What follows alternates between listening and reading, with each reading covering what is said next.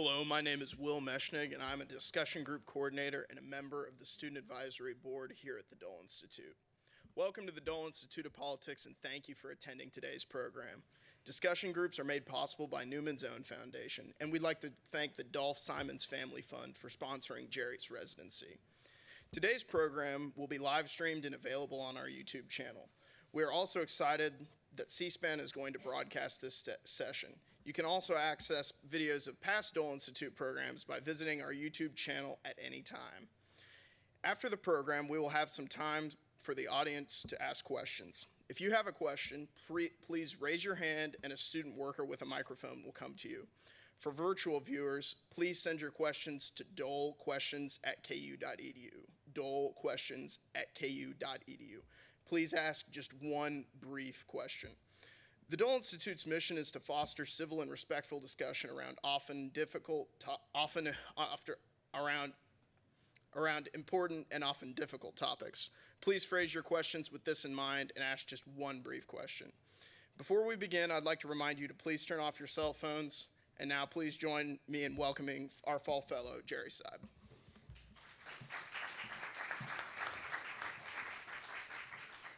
Thank you, Will. Thank you all for being here. I hope everybody can hear me. You know, it's a really fascinating midterm as we've been discussing all semester. But the most important race of all the races being held around the country is, I think, the one we're going to talk about today, which is the race for control of the Senate. That's the whole ballgame in Washington in many ways. Chances are good Republicans can take control of the House, but whoever controls the Senate goes a long way in determining what the agenda is in Washington. And that question is very much on the table right now. The control is right now on the knife's edge. It's literally a 50-50 Senate, 50 Democrats, 50 Republicans. Democrats are in control only because Vice President Harris can cast a deciding vote in a tie. So the slightest swing toward the Republicans changes the balance of power and changes the course of the Biden administration along the way. And there are perhaps 8 to 11 swing Senate races, and most of those are too close to call right now. So it's a fascinating and complex picture, and happily, we're joined today by one of the nation's top analysts to talk about this contest. Scott Reed is somebody I've known for, 25 or 30 years. He, most importantly for this audience perhaps, was the campaign manager for Senator Bob Dole's 1996 presidential campaign when we spent a lot of quality time together. And he's a nationally recognized figure and has been for a long time, and a longtime friend of the Dole Institute as well. Scott was executive director of the Republican National Committee when Republicans gained control of both the House and the Senate in the 1990s. He was chief of staff to Secretary Jack Kemp at the Department of Housing and Urban Development.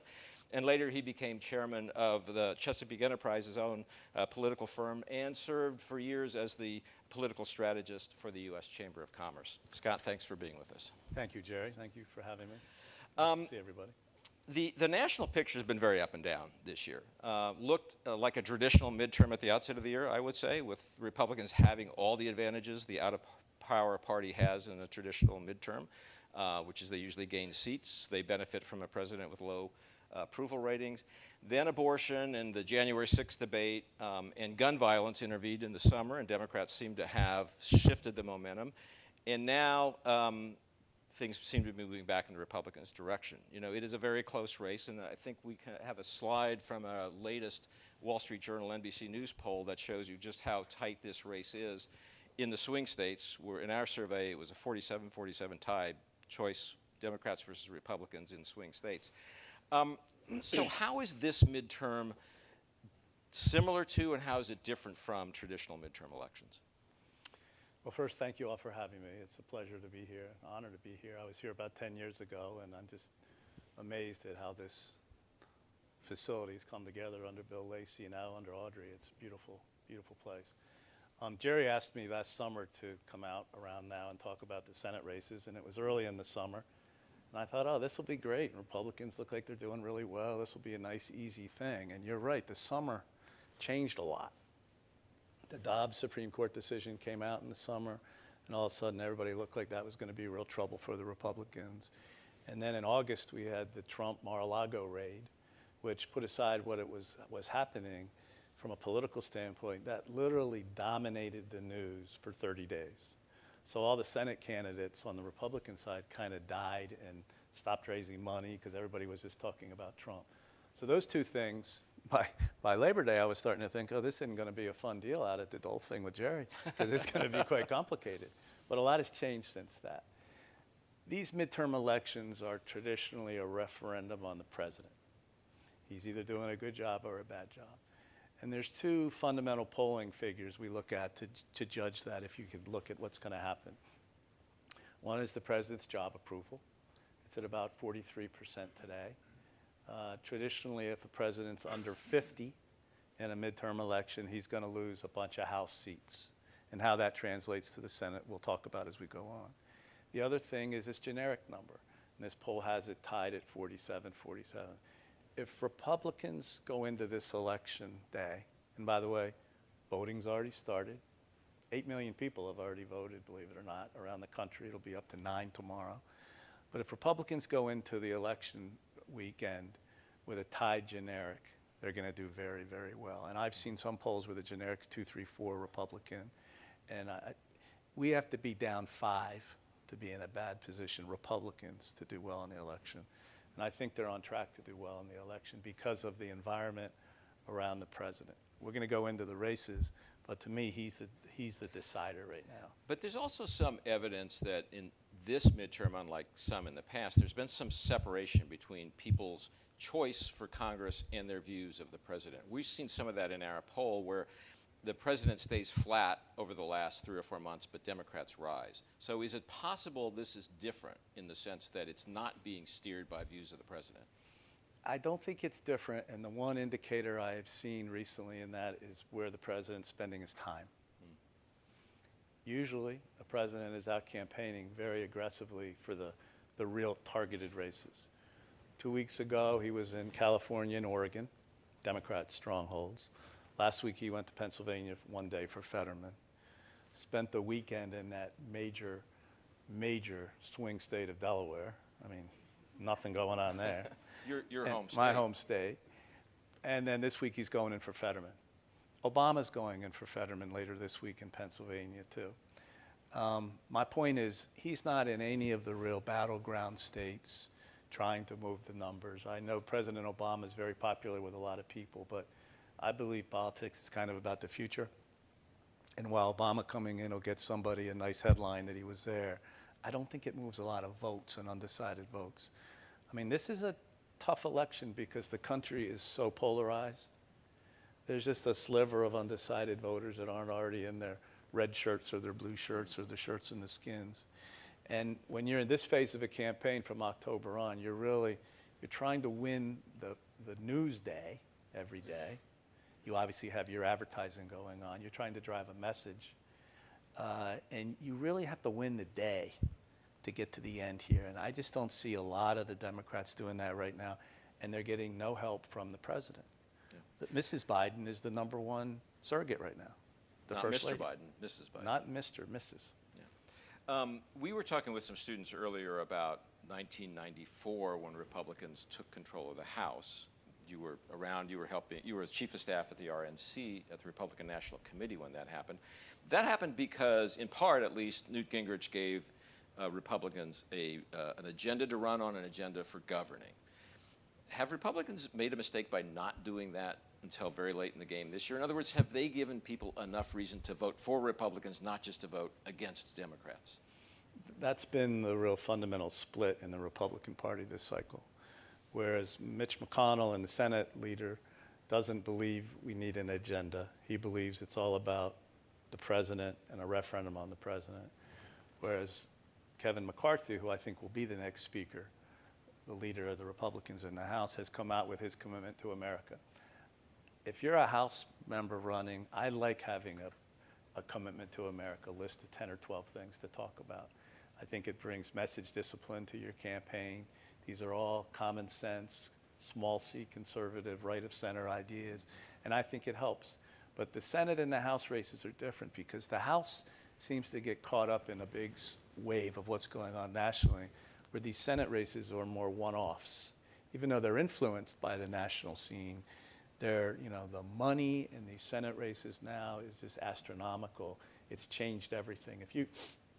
If you announce you're running for the Senate in any state, New Hampshire, Delaware, Texas, Kansas, that day you announce is the best day of your life, because after that, all this money just starts pouring in from these outside groups, defining you, saying things about you you didn't even know you knew about yourself. And so the Senate races really kind of take on a life of their own. And I have noticed that the Democrats have been doing a lot better job raising money in these Senate races. The last 2 quarters, the average competitive Senate race, the Democrats are raising 20 to 25 million in a 3-month period. Republicans are raising like 5 to 7. Now, Republicans have made that up with the super PAC McConnell, but the money disparity is real. The Democrats still do a better job raising money, and especially low-dollar money. And lots of the Senate Democratic candidates seem to have gotten your message about Joe Biden. They're not even talking about running alongside Joe Biden for the most part. Besides the Fetterman race in Pennsylvania, I can't think of one of the targeted races he's been into, and I don't see that changing. It's sad. You know, we used to kid around. We'd pay his airfare if he'd go in and campaign for anybody, but he didn't take us up on that. Yeah. But this is what happens in a midterm election. It happens to every president. The only president that's done well in a midterm election in the last 50 years was George W. Bush, which was in 2002, right after 9/11, when the country was really unified and didn't want to change horses. But every other president, Clinton, you go back through them all, really takes a shellacking. Obama took a big shellacking in 2010. I want to go through those individual swing states in a second, but before we do that, let me ask you about the other big national figure, not named Joe Biden, who hangs over every race, and that's Donald Trump. And the question is pretty simple. Is Donald Trump at this point a bigger motivator for Democratic voters or Republican voters? I think he's both, believe it or not. I think he motivates, and we've seen it in the Republican primaries when he goes in and puts the hands on candidates. Most of them win, but he also is a great boogeyman for the Democrats to raise money against. I mean, there was a recent poll in the New York Times, which I don't always quote, but it was really interesting. The top issue was the economy, 41% of the people. This was 2 weeks ago. The number 2 issue was saving democracy. I never even heard that as a question in a poll, never put it in a questionnaire. And, you know, crime and the border and everything was right behind that. But I think Trump continues to have an impact on politics in both parties, probably more in the Republican side. He's endorsed 300 candidates this time. Probably 280 of them will win. And he'll be out there the day after election taking credit for the sun coming up, the tide coming in twice, and all these candidates winning. He can't help himself. And he's the only reason that saving democracy is on that list. 100%. Yeah. So let's look at some of the key races, because as you said, these are individual races. They're influenced by the national environment, but they're not dictated by the national environment. And there's a series of 7 or 8 close ones. So let's walk through those one by one. Just give us your impression. And as we do this, I'm going to have displayed up here, starting with Arizona, the latest Real Clear Politics polling averages for each of these races. And these averages are the average of all the statewide polls in that state in the last year or so. And with the most current one being the endpoint of the blue and red lines. And obviously the red line is where the Republican stands, the blue line is where the Democrat stands. Arizona, Blake Masters, the Republican candidate against incumbent Senator Mark Kelly, it looks close. How do you read that one? This is probably one of the more interesting races election night. This is the McCain seat that Kelly won last time, and this is the first time he's running for a 6-year term. Governor Doug Ducey was the governor of Arizona, very popular 2-term governor. If he had chose to run, he would have walked into this race and walked away with the race.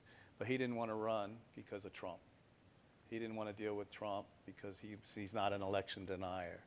So Trump came in and endorsed Blake Masters, non-politician, which, by the way, I think that's healthy that we have non-politicians running every once in a while, who worked for Peter Thiel, very wealthy venture capitalist who funded his campaign. He's made this a race. This was not a race. As I said, Masters is a first-time candidate. He said some silly things he probably regretted in the primary. Some silly, very Trumpian things. Trumpian things. He made some comments about McConnell, that he wouldn't support McConnell for leader. That's why you've seen the money go in, then come back out. Now the money's gone back in because he looks like he can win. The interesting race in Arizona is the governor's race, an open race. And the lady running as the Republican Lake is really interesting. She's a TV personality. She's gone full Trump. I call her Trump in a skirt, and I say that as a compliment.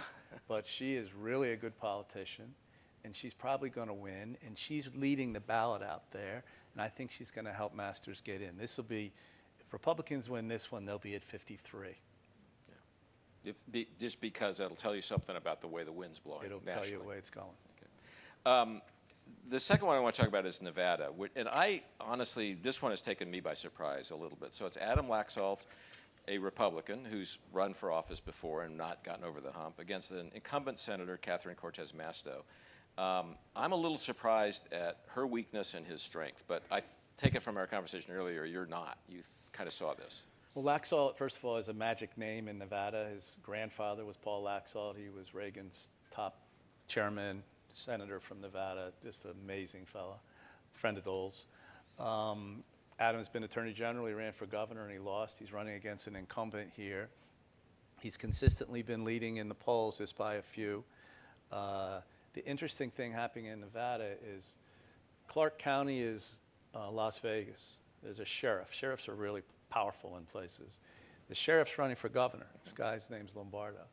This is another example where a governor's race, I think, is going to help the Senate race because he's going to turn out the vote in a place that Republicans have to do well in if they're going to win statewide. The Hispanic Latino vote is always big in Nevada. I think just like everybody, they're voting their pocketbook. Their pocketbooks are not great. And I think you're seeing, this will be the first one that comes in election night for the Republicans. And why is she weak? Why is Senator Cortez Masto having trouble? She really, I think all of these incumbent Democrats that are running, even though Biden has accomplished a number of things in the Congress, and he has since he's been president, none of that's transferred to any of the candidates, the incumbent senators. The White House seems to pass a bill. They have a signing ceremony. Then everybody goes home. No one talks about it. We used to try to talk about this stuff for a couple weeks before you went on to the next thing. And there's just nothing to attach to. But you can't discount the Laxalt name. He's run before. He's matured as a candidate. He's a very sharp young man. And I think this is going to be the one first pickup. And is Republican strength, or the pickup of Republican strength among Hispanic voters, one of the reasons Nevada is the way it is right now? And it's happening in Texas. And it's happening in many states. There are competitive races in New Mexico this cycle that there haven't been in years. But again, Hispanic Latino vote usually votes for economic issues. Economics is dominating right now. Inflation, gas, dominating. Whereas there's other issues in other states on the East Coast we're going to get to, like crime.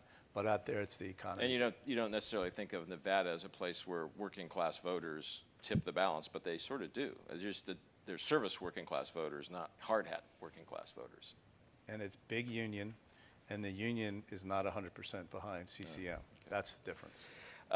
Let's move on to Pennsylvania, which is a fascinating race in so many ways, and fascinating today because the big Pennsylvania debate between the Republican, Mehmet Oz, and the Democrat, John Fetterman, was last night. I think people have probably heard something about it.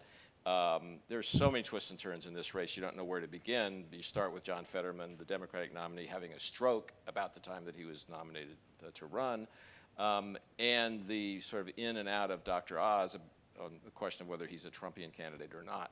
It's close. Fetterman has been leading. I have my doubts about whether that's going to be true after the debate last night, but what do you think? I think this Pennsylvania race is the most interesting race in the country and the one to watch closest on election night, because if Republicans are able to win this one, they're going to be on their way to winning the majority. This is an open seat. Look, Republicans, there are 21 Republicans running this time. There's 14 Democrats.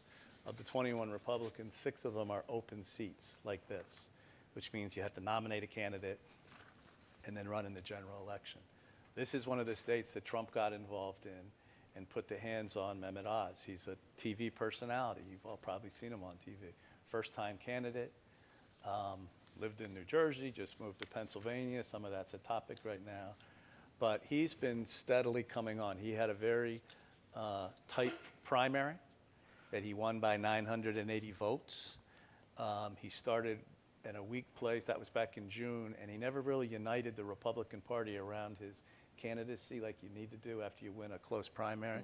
So he dropped down in the polls. He's now united the Republicans. This is a serious race. The debate last night, if you haven't watched the news clips, you're going to want to watch it tonight. It was really bad. I mean, this poor guy had a heart attack, and they should have never put him in a debate. And John Fetterman, the Democratic nominee. The Democrat, and he's the lieutenant governor right now. He's quite a character. I don't know if you've seen him. He's big, 6'7", shaved head, tattoos on the arms, wears a hoodie. That's kind of, and he's a self-described socialist. He says that. He's been the mayor of a little town. But the contrast could not be clearer. The debate last night did not help Fetterman. No undecided voters will vote for him after last night. And I think you're going to see this continue to trend. And the other reason is, Jerry, crime is a huge issue in Philadelphia, D.C., Baltimore. And the secret to winning a campaign in Pennsylvania, if you look at Pennsylvania, is kind of a weird state. It's a little Midwestern. It's a little Appalachia. It's the city of Philly and Pittsburgh that are very urban. And to me, it's Alabama. I mean, it's all four of those states. And to win Republican, you have to, we call it winning the T. You win the middle and across the top. If you survive Philadelphia and you survive Pittsburgh, you're going to win. And the crime issue is what they're hitting Fetterman on, because he was the head of the parole board as a lieutenant governor. And he was big on letting everybody go. And it's really come back to bite him. That coupled with the campaign style problems, I think this is the single most important race. But let me ask you two questions about that factors that would seem to still be working in Fetterman's favor. One is abortion, which came up in the debate last night consistently. We haven't talked about it yet here, but there's a kind of a generic abortion issue in every one of these races in which pro-choice independents, in many cases independent women, may be motivated to show up for that issue, and even if it's that issue alone, A. And B, I think that in this case, the governor's race probably cuts the other way. It cuts against the Republican candidate because the Republican nominee for governor, Mastriano, is so weak and controversial. That's right. This is the one difference from my earlier theory of all the Senate races. Republican candidate in Pennsylvania will be lucky to get 41% of the vote. He'll lose by 20 points. Look, abortion is an issue with some voters. Before the Supreme Court ruling, it was at about 4% in the polls as the most important issue, 4%. Over the summer, as it became more and more debated, it went up to 15, 16, 18%. We're seeing polls that it's going down some now. Independent women are always kind of the swing vote that you look at and you target your campaign on. And what's happening in Pennsylvania is the crime issue. Yeah. It's overshadowing all that. You watch the local news in Philadelphia, you'd be appalled the first 15 minutes of the local news. And it's like this in a lot of cities right now. But I think that's overshadowing it. And in overshadowing even the economic issue? Economic issue still up there, but the crime is what's brought Oz back against Fetterman because of his role on the parole board. And you can't run from that. You just cannot run from that. Let's move on to the other fascinating, a lot of fascinating races, but the other one that you just have to be captivated by, which is the Georgia Senate race. Sorry, you have to be captivated by it. Senator Raphael Warnock, the incumbent Democrat who's only been in office for 2 years, against Herschel Walker. I don't need to introduce Herschel Walker probably to anybody. This is one where Warnock has had the lead, as I think the graph indicates, but it's been a very narrow lead. To the surprise of some people, including me, all the Herschel Walker controversies of the last 3 weeks don't seem to have changed the dynamic all that much. How do you read that? Well, you all remember Georgia in 2020. That was the state where we had the 2 runoffs after the election, which Republicans lost them both because Trump told Republicans don't vote for these people. And it cost us the Senate. So everybody, you say Georgia in our business, you have a bad thought, a bad hangover. This race is surprising me too, and that Walker, after all he's been through in the last 3 or 4 weeks, and there was another big bombshell story today about him, it's still almost tied. I think in this case, the vote for Walker is more of a vote against Biden. That's the signal. What else could it be, by the way? I mean, what else could it possibly be? How can you explain it? The other thing happening in Georgia, the Republican governor, Kemp, who's running for re-election in a rematch, is winning big. And I think he's going to carry it. Now, Georgia has a weird rule that if you don't get 50% in the general election, it goes to a runoff. This looks like it's going to go to a runoff. The good news is the runoff's only 30 days later, as opposed to 60. But I could see this going. There's a libertarian running. He's getting about 3 or 4 points right now. That comes right out of Walker. So this will probably go to a runoff. The election will be in early December. Kemp will have won, the governor. They'll put the whole machine behind it. And I think you'll see behind Walker. And there already are. But then the whole machine will be behind him. And I think even Trump will do the right thing since he picked Herschel Walker as the candidate. And I think this will be a victory. So let's look at this race, the Georgia race, as an example of something else we have talked about, and we were talking about earlier, which is the intense polarization of the country, which is to say that people are very firmly in either a Republican camp or a Democratic camp. They put on a blue jersey or a red jersey, and they go out and fight for their team in many cases. And to the extent, and it appears to be the case, to me at least, in Georgia, where they'll look past all kinds of candidate flaws and character flaws, because that guy's on my team and that's all I need to know. Is that a fair description of where a lot of voters are? And is it different from what you've seen in years past? It's different, and I think it's taken over the Georgia race because, again, there's no other way to describe why Walker is still polling at 45 or 46% within the margin of error. I think this one is a flat-out referendum on Biden. It's a referendum on Republicans controlling the Senate. That's been a lot of the message, too. And I think the combined of those two is why he's hanging in there as well as he is. So he's there for a lot of Republicans just because he's a reliable R vote in the Senate. And regardless of his personal life and his personal issues and his personal matters and his touchdowns and all that, he's going to vote 100% right when he gets there. Yeah. Okay. And that's the case they're trying to make. That's what they're doing in their advertising, and I think it's working. Yeah. I mean, I'm shocked. This is a shocker. Yeah. Yeah.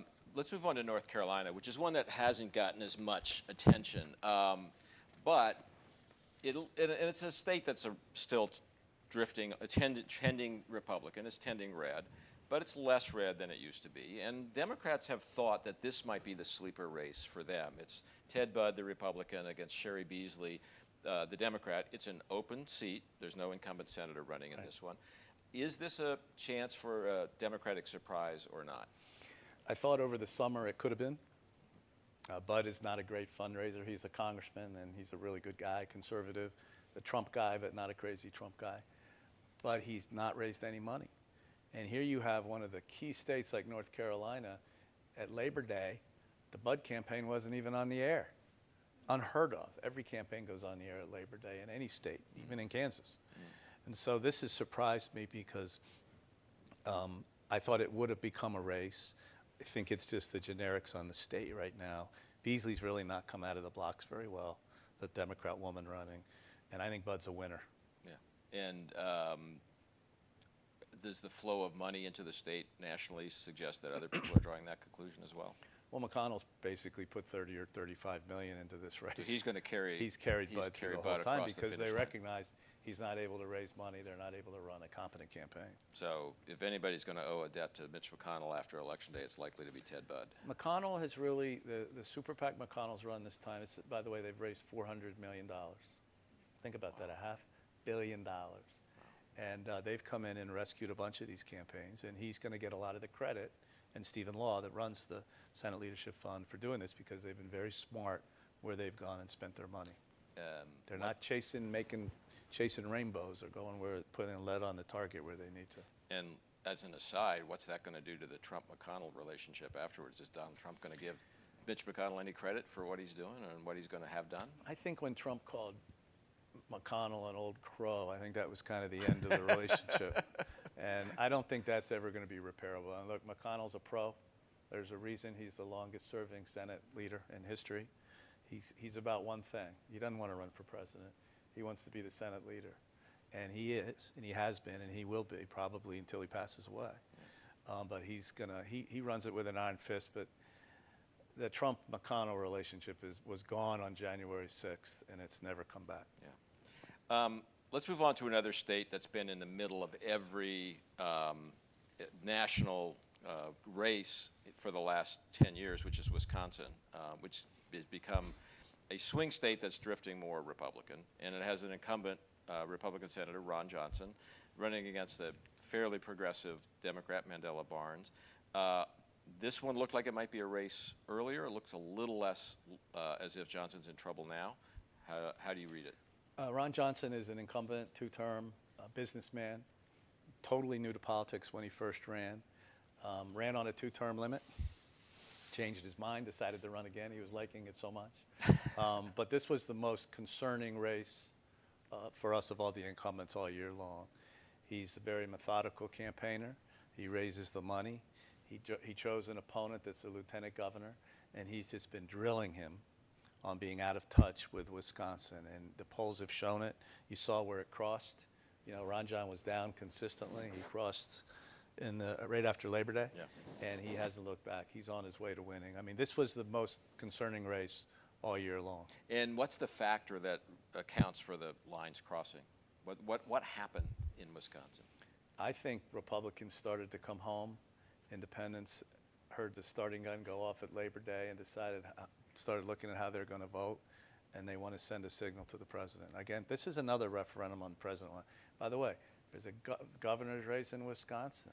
It's very tight. There's a Trump guy running as the gubernatorial candidate who Trump picked, and it's within the margin of error. But Ron John's going to lead the ticket there and win. And maybe pull the governor along in that case? Maybe pull the governor along. I mean, that's within the margin of error. Yeah.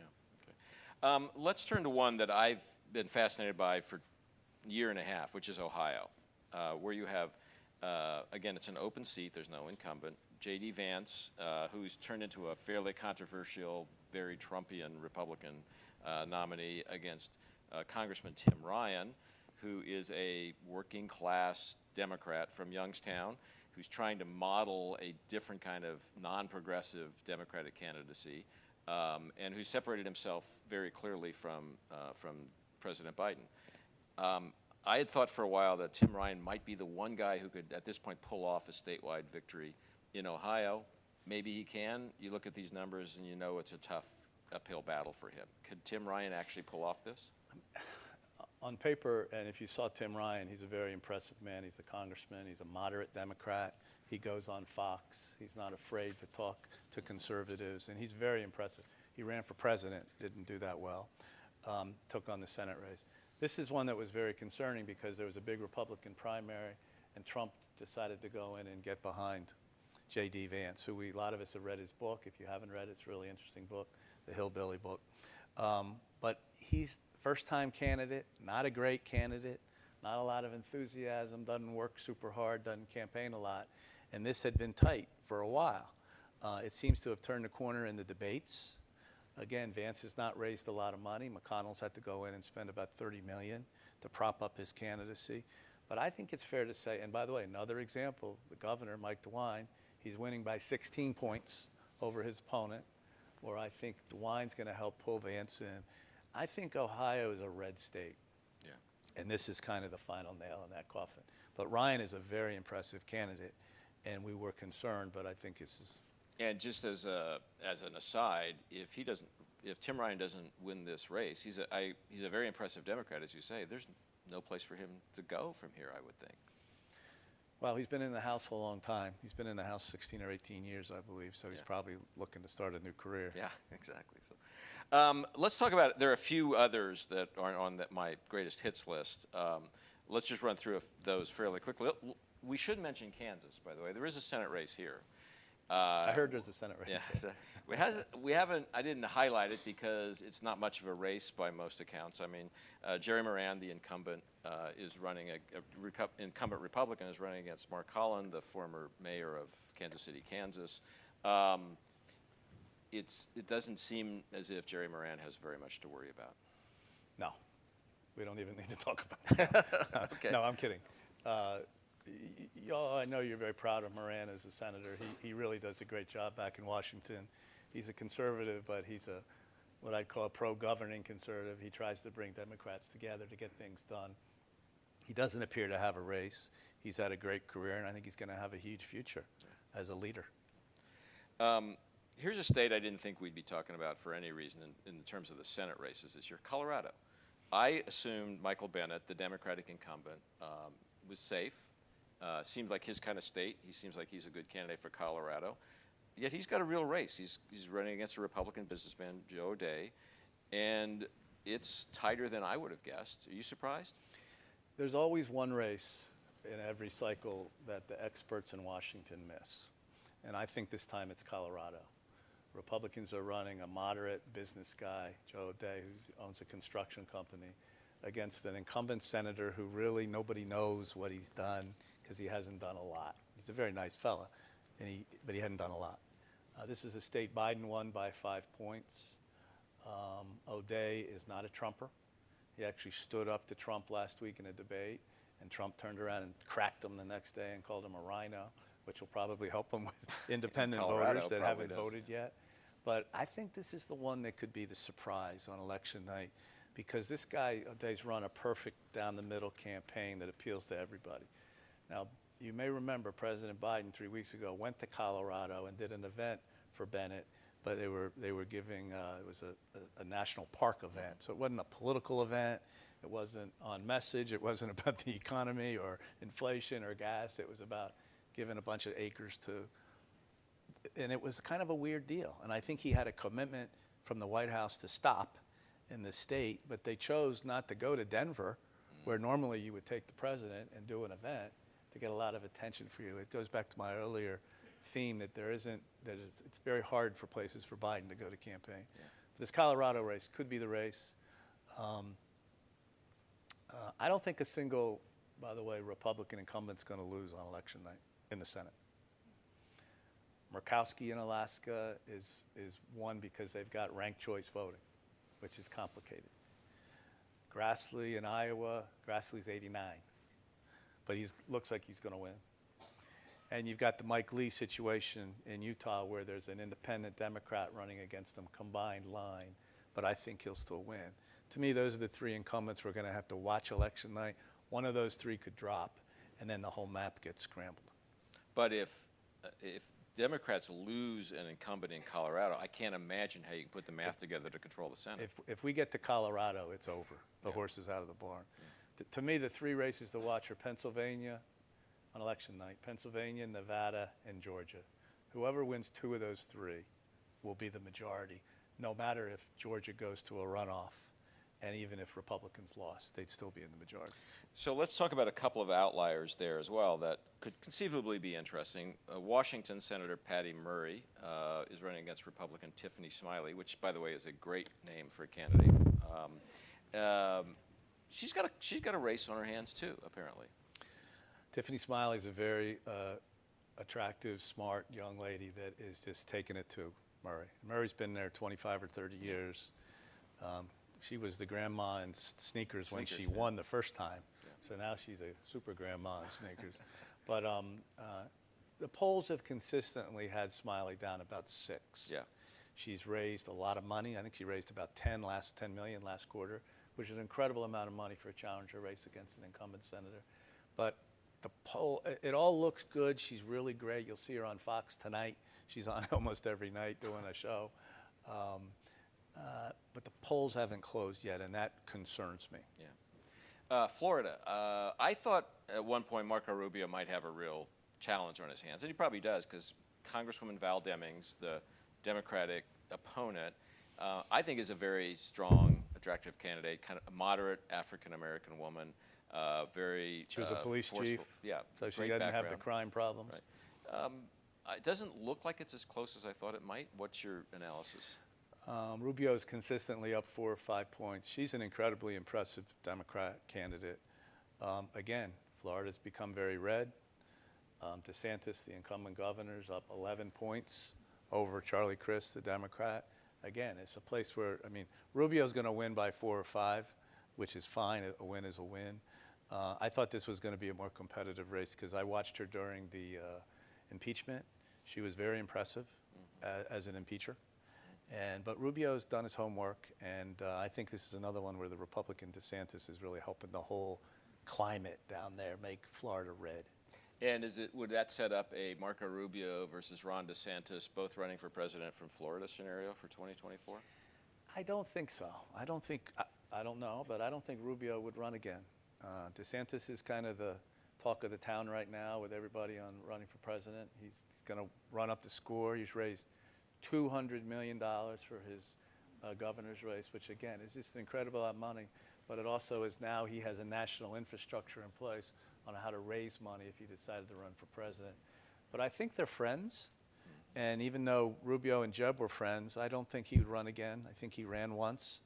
And, you know, if DeSantis ever went on to win, I wouldn't be surprised to see Rubio as his Secretary of State or something, because they're that close. Seems to be no shortage of Republicans from Florida who want to run for president. I mean, you also got Rick Scott, who seems like maybe he's going to try. You've got Rick Scott, who's running the Senate committee this cycle, and if the Republicans win, he will get some credit, just like McConnell will get a lot of credit. He'll get some credit. But no, I think the Republicans are going to have a healthy field as a big bench, men and women, regardless of what Trump does. And nobody knows what Trump does. Every time someone asks me, what's Trump going to do?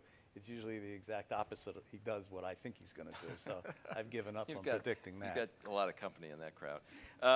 Let me just throw out one other state that is an outlier, but just you tell us whether we should be paying closer attention or not. Connecticut, Richard Blumenthal, incumbent Democrat, running against Republican Leora Levy. I've seen some people say that might be closer than we all thought, too. What do you think? I haven't seen recent data on that. Blumenthal's not a very well-liked guy, believe it or not. You know, this is the guy that lied on his resume, said he went to Vietnam, and then said, oh, I'm sorry, I guess I didn't. I mean, it's hard to believe he got through with that. She's an attractive candidate. There's a House race in Connecticut that's going to be very competitive. African-American Republican running. We're probably going to win. A surprise and there, so right? That'll be a pickup.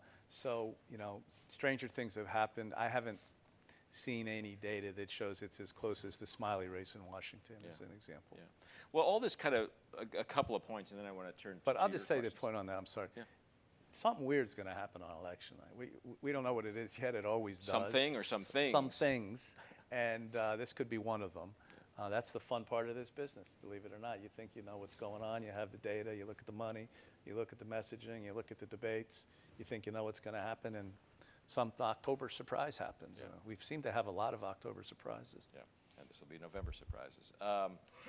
But if you step back from all this and you look at the national picture, I think one thing that comes through from listening to you run down the agenda with me is that people have sort of lost sight of the fact this was a tough map for Democrats in many ways. They have more seats to defend, and most Republicans who have to defend their seats are in pretty good shape. So this is a tough night for Democrats conceivably just because things are difficult in terms of the states they have to defend.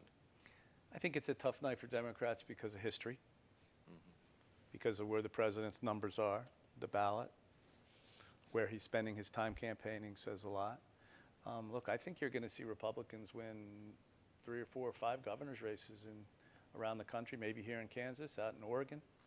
Republicans haven't elected a governor in Oregon since 1982. Nevada is definitely going to win Republican. So I think you're seeing some changes going on. But on the other hand, and to your point about surprises, there was a big surprise in this state in August on the abortion referendum, and the pro-choice forces won by 18 percentage points, which nobody saw coming, which leads me to the mega question for you in terms of the composition of the electorate. Has the abortion issue galvanized and solidified, and will it turn out a whole cadre of independent voters, particularly women, who have shown up and registered because they are motivated by that issue? And is that the X factor in some of these races?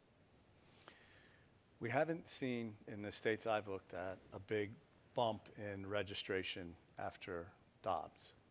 The Kansas thing did shock the world politically.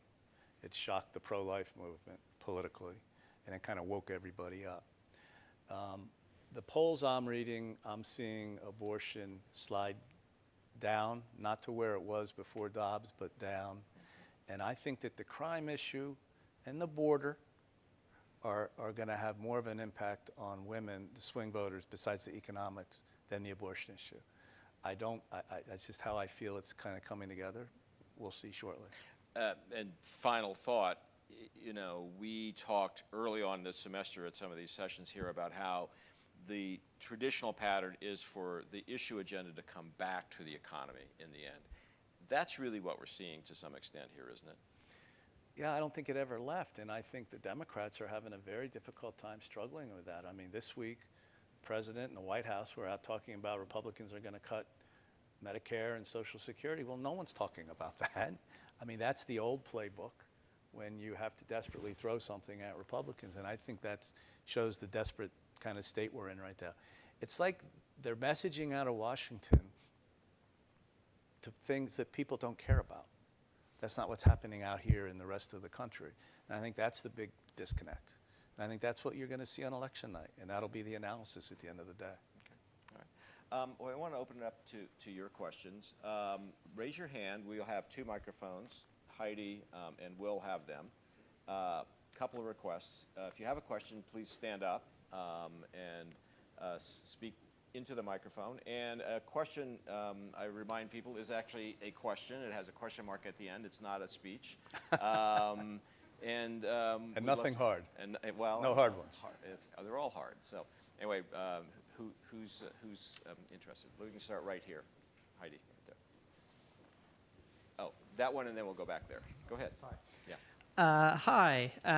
So I've heard you guys talk a couple of times about how economy is on everyone's mind, but Biden has also passed some economic bills. So why don't you think that's factoring into the question? Or if it is, why isn't it enough? Because I don't think the Democrats in the White House have done a very good job selling what they did. And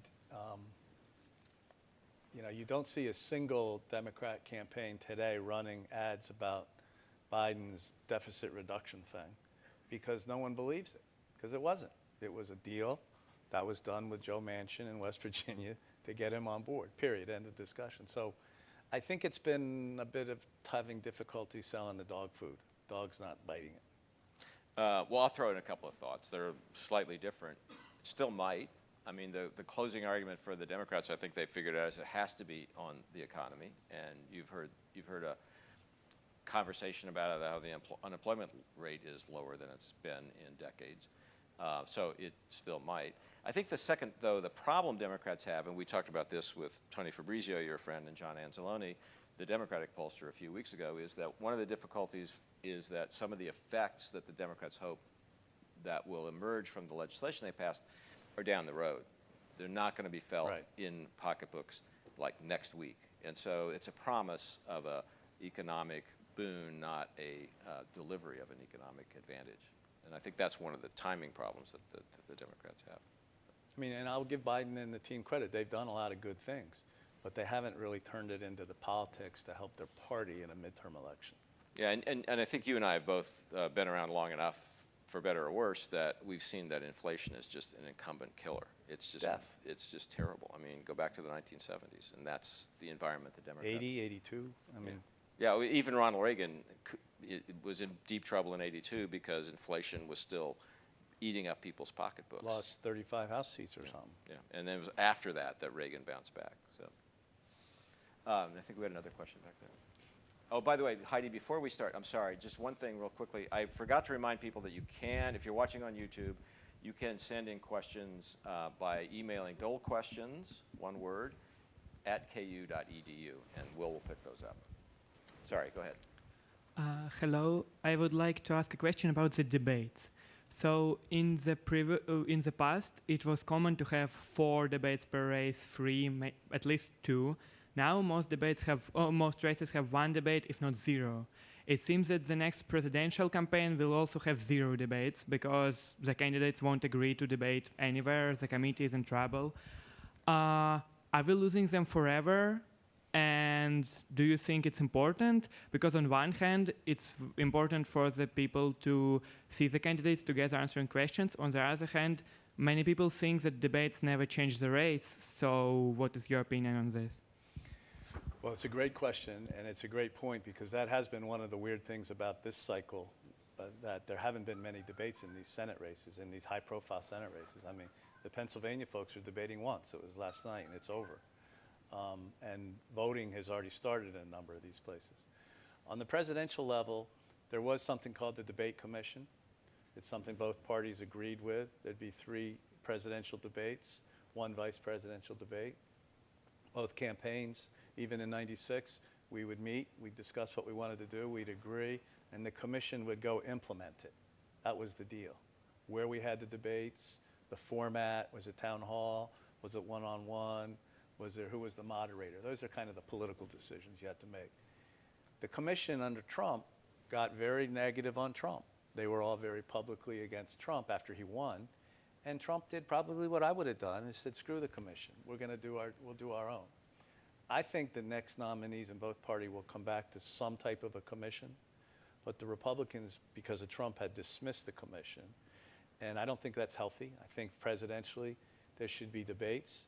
And there should be debates before the early voting starts. I mean, last time, half the country was voting before the first debate. It was like October 3rd or something, and the voting started September 25th in a bunch of places. So that needs to get put into sync. But you do put your finger on something that's been interesting in these Senate races this cycle. There haven't been a lot of debates about debates. People have just said, no, we're not doing it. And everybody's just kind of walked away. Is anybody paying a price for that, taking that position as far as you can tell? I haven't seen that yet. I mean, I think Fetterman team this morning probably regrets they said yes to that one. That was a weird one. But the rest of them have been fairly predictable, but there's only been one.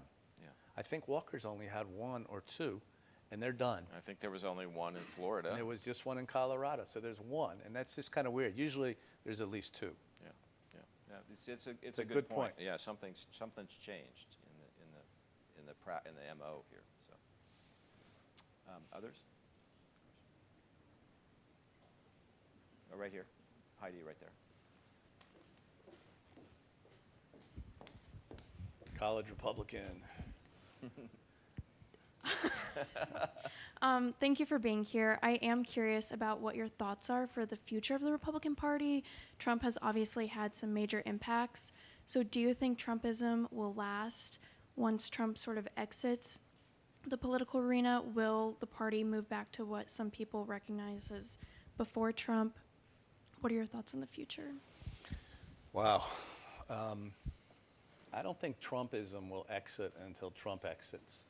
And I don't know what that means, to be quite honest, because even if he doesn't run, I think he'll still be an impact on whoever does run, chirping away at them, causing problems. I mean, whatever the norm used to be, what you would say in politics, it was here. He goes here every time on everything.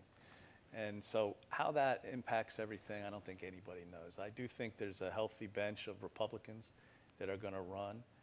There is some of Trump that was, Trump's policies on the economy, on regulatory relief, on energy, were all pretty good. They created a lot of economic growth, and I think some of his policies will carry on.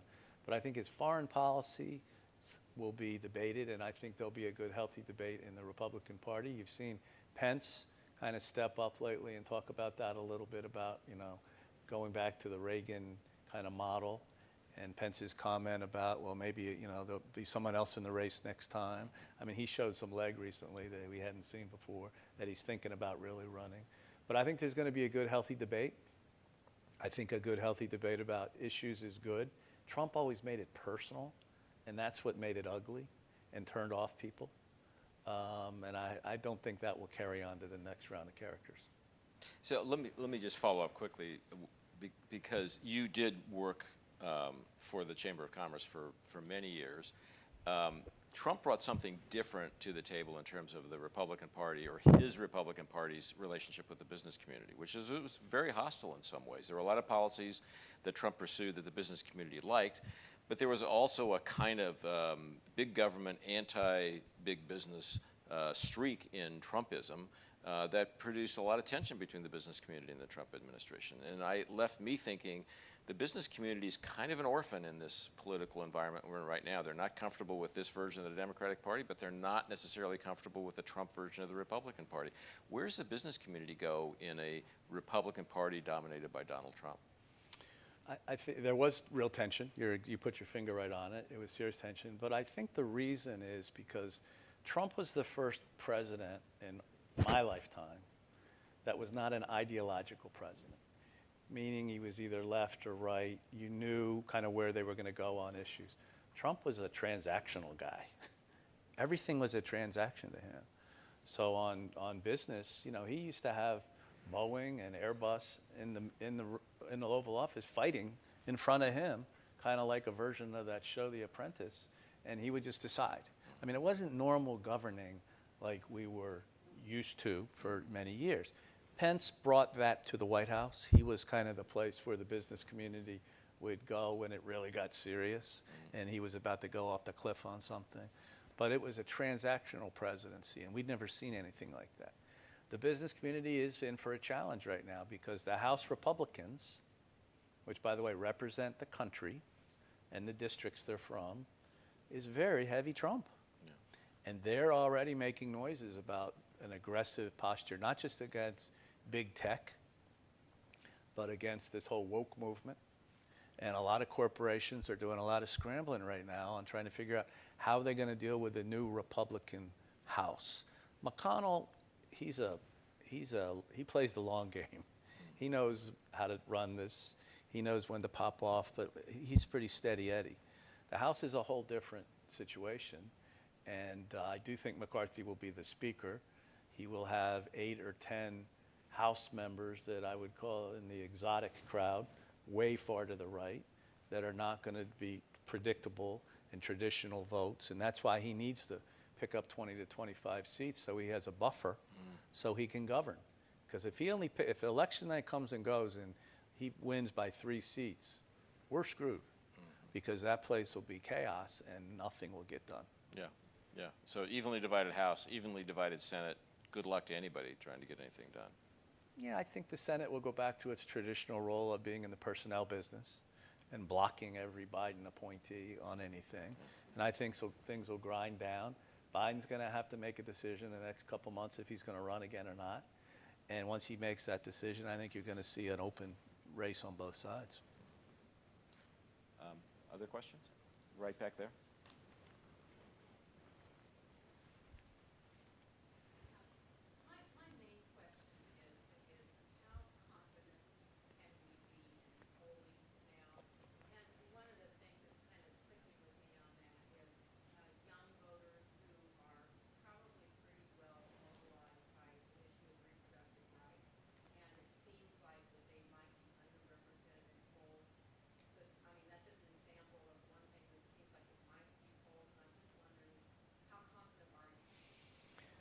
It's a great question. I know you had two of the best pollsters in the country here recently, great guys.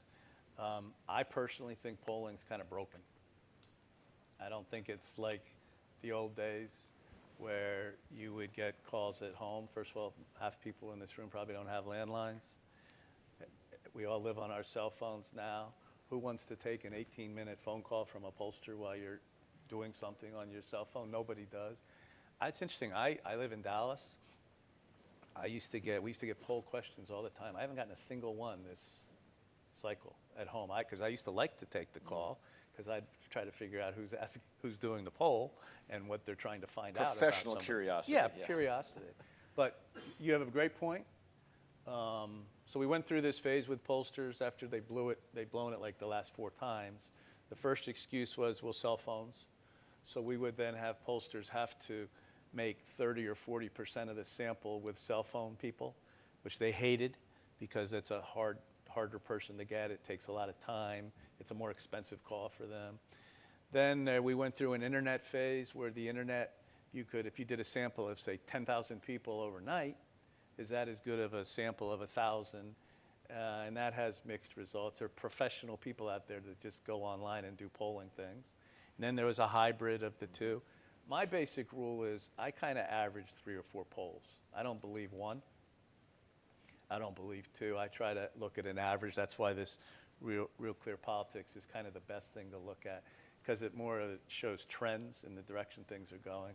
But I think traditional polling's kind of broken, and I don't take and by the way, the media polling, with all due respect to Jerry, I mean, that's even worse. I mean, they're just looking to get clicks and sell eyeballs to look at their news. So they just do wide open registered voters. Well, we like to look at people that are going to vote, not just that you're registered, but people that are actually actual likely voters. So there's different ways to slice it. But I think it's broken. I don't know what your guys concluded, but they're having difficulties. Well, so John and Tony poll for us at the Wall Street Journal now, and they will tell you the only way to answer your question is to do all of the above, and to do some phone polls, some cell phone polls, some text to web. You send somebody a text and ask, would you go online and complete this poll? And to only do it, and this is to your point, off of voter rolls, not off of registered voters, only off of rolls, which are publicly available, of people who have a record of actually voting. Vote in local elections, vote in state elections, vote in federal. So you're only reaching people who don't say they're voters, but who actually have a record of being voters. So that's what we do, and to Scott's point, it's expensive. I mean, I have the distinct advantage of being associated with the Wall Street Journal still, and we're willing and able to pay the money to do it the way the campaigns do it. Proper way. Right. Yeah, the right way. But there's no guarantee of success, and part of the reason is that you have to also imagine, when you're done doing all the survey work, and you do this in campaigns all the time, what the electorate is going to look like. Which people from which category, which demographic category, are actually going to show up and vote. And that's where I think the big failure has been in the last several cycles, and particularly in 2016, where you had a whole series of voters across many states who showed up to vote for Donald Trump, who just had no history of voting before, and who therefore didn't show up in any of the models of what people thought the electorate would look like. So I don't think the polling was inaccurate so much as the modeling of what the electorate would look like was just off base. And you saw that a little bit in the polling here in Kansas this summer. Nobody imagined the turnout the electorate that would actually show up. And you saw some of that in 2020, I think, when people realized that both Biden and Trump could win more votes than anybody ever imagined. And what does that electorate look like? It's not like anything we've ever seen before, right? Never seen. But the first thing I do when I see a poll is I look at who did it. And then I look at what the sample is. Is it a real sample, like 1,000 or 1,200? We do 1,500. Or like they do real poll, or if it's 400, which means, Throw it out. you do a national survey of 400 people. Well, 200 of them live in New York, Illinois, and California. So what's that as a sample for the Midwest? Not a very good sample. Yeah. So you got to look at who's did it and then what the sample is. But I'd stick with averaging 2 or 3 of them. That's what I do to get an understanding of a direction. And by the way, I think that's the key point. Look at polls. Sorry, I'm on my high horse here, but look at polls. You paid for this microphone. Okay, yeah, that's true. Only half the people out there recognize the reference. We'll tell you later if you want to know. Look at polls as something that will tell you what the trend line is, not that will tell you what the score is in the baseball game. I mean, that's the big mistake, I think. It's like, Totally. And we just went through a whole bunch of them, and I committed the sin that I'm now preaching against. I recognize that. But they're most important because they tell you what are people interested in and what's the trend line, not what's the absolute prediction of the vote, because that's a fool's errand, I think. And that's why, based on all the trend lines of the last 3 weeks, yeah. 2 weeks out from an election, it looks like a good trend line for Republicans in these Senate races, Pennsylvania, Nevada, Georgia. Yeah, exactly. Go ahead. A little louder. There you go.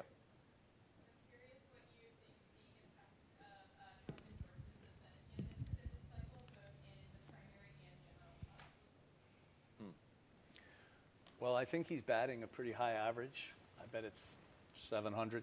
In primaries. In primaries, yeah, in primaries so far, especially in the Senate races. And, Walker's obviously been the one that's been the real challenge. But a lot of these folks are first-time candidates, and that's always a challenge with a first-time candidate. I think I read the other day he's endorsed 300 people around the country. I can tell you it was really kind of funny in Texas. I saw ads during the primary where he had endorsed people for district attorney in the county. Now, obviously, he's trying to run the score up. Well, I won 9 out of 10 in Dallas. But still, down to the district attorney level, I thought that was kind of weird for a president, an ex-president. Yeah.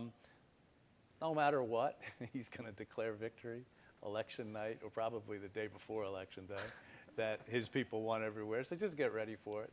But on a serious note, look, it was something we were all very, very worried about in the beginning, and it didn't turn out as badly as we thought it would.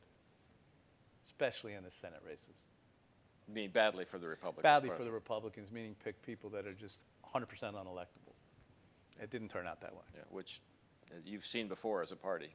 Yeah, we lived it during 2010, 2012, 2014. Yeah, exactly. I think we have time for one last question. If we have one out there. Okay.